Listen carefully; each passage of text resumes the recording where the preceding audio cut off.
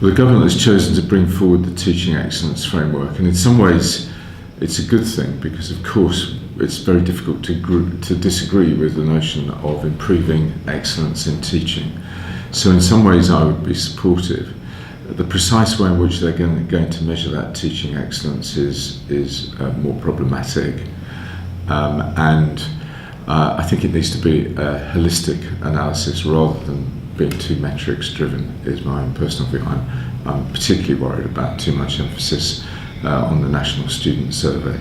And then of course the other aspect of the TEF is that it does link the amount we can charge in a future fee. It adds inflation, which actually for us is very important because we've been on a flat fee now for the last 4 years of £9,000, and our costs are still escalating. So to be able to include inflation would be very helpful. I also happen to think it will be very sensible because it will prevent that need for another threshold moment. When we've had threshold moments in university fees, that there have always been really significant increases from £1,000 to £3,000 and then from £3,000 to £9,000. And I personally would like to avoid another threshold moment.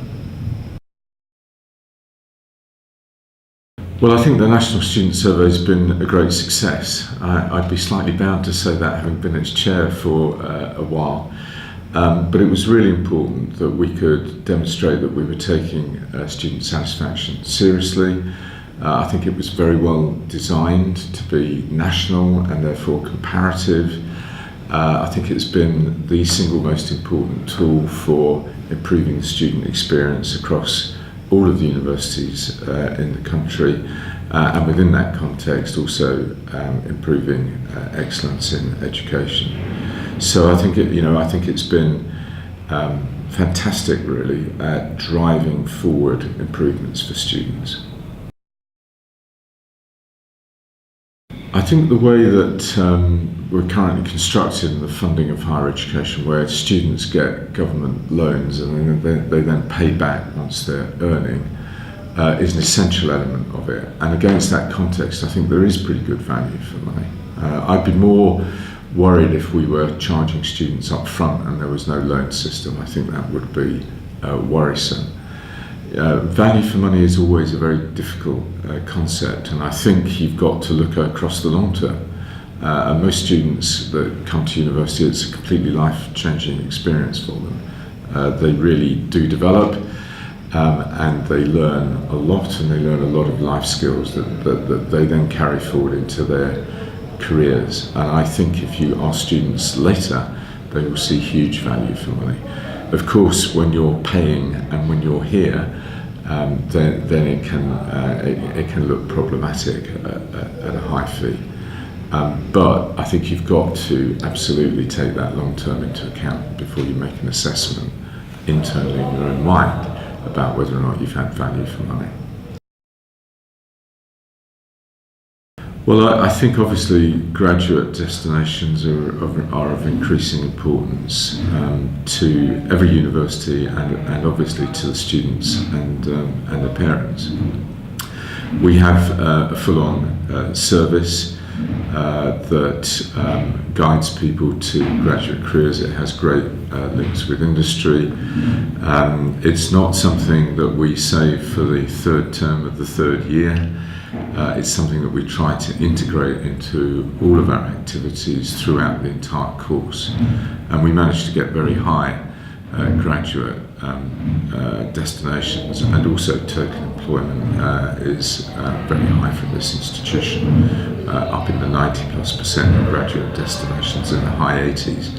So we're very proud of what we're achieving, but we're never complacent. There's always lots of scope to do a lot more. And it's of massive and increasing importance.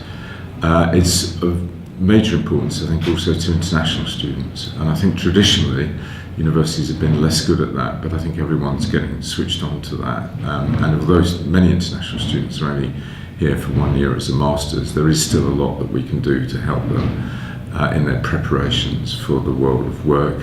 And we're doing a lot more of that too. Yeah, UCL is actually doing quite well in terms of its widening participation figures. The The one that I always look for is whether or not we're improving in terms of the percentage of students that are coming from low-income families.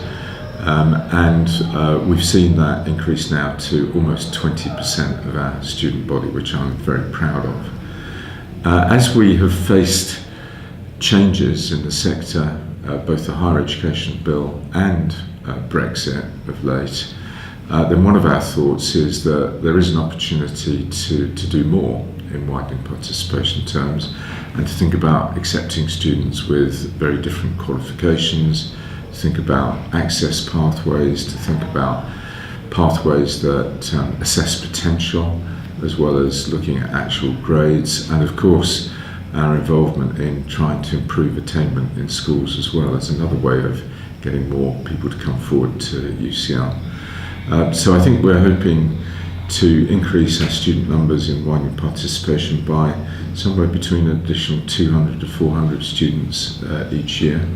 And if we manage to do that, I think it would also be important as an element of UCL kind of reconnecting with its local communities. I think one thing that Brexit taught us is maybe universities have got a bit too far away from what the public are thinking, and in particular, what's the benefit to the public of a university? Well, one obvious benefit is if you can gain access for your children to come to an institution like this. So we want to do a lot more. We think it's the right thing to do.